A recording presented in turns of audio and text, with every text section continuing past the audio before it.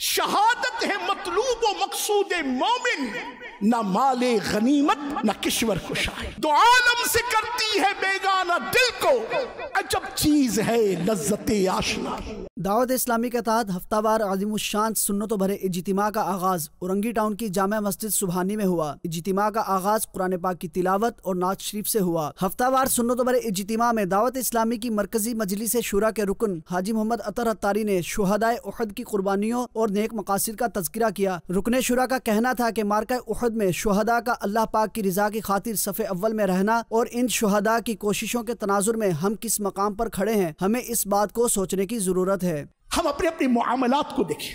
Number 1، کیا میری زندگی کا مقصد بھی اللہ کے محبوب کے دین کی خدمت ہے؟ نوٹ پلیز، کیا میں نے بھی اپنی زندگی کے مقصد کو اللہ کے دین کی خدمت سمجھ رکھا ہے؟ کیا میں بھی اللہ کے دین کی خدمت کی خاطر قربانیاں دینے کا جذبہ رکھتا ہوں؟ میں اللہ کے دین کی خاطر قربانیاں کیا دوں گا؟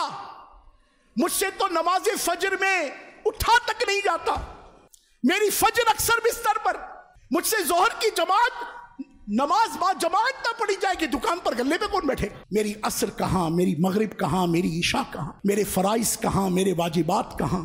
ہم ذرا غور تو کریں۔ رکن شورا حاجی محمد عطر عطاری نے عاشقان رسول کو مخاطب کرتے ہوئے کہا کہ اپنے مقصد کو دل میں بسائیے، بالخصوص امیر اہل سنت دامت برکاتہ العالیہ کے عطا کردہ مدنی مقصد کی بجا آوری اور حصول کے لیے کوشش کیجیے۔ الحمدللہ رب العالمین۔ آج شیخ کامل، شیخ طریقت، امیر اہل سنت، بانی دعوت اسلامی حضرت قبلہ علامہ مولانا محمد الیاس صاحب عطار قادری رضوی دامت برکاتہ العالیہ نے مجھ اور آپ کو ایک عظیم مقصد عطا فرمایا۔ ہمارا مدنی مقصد کیا ہے؟ مجھے اپنی اور ساری دنیا کے لوگوں کی اصلاح کی کوشش کرنی ہے انشاءاللہ عز۔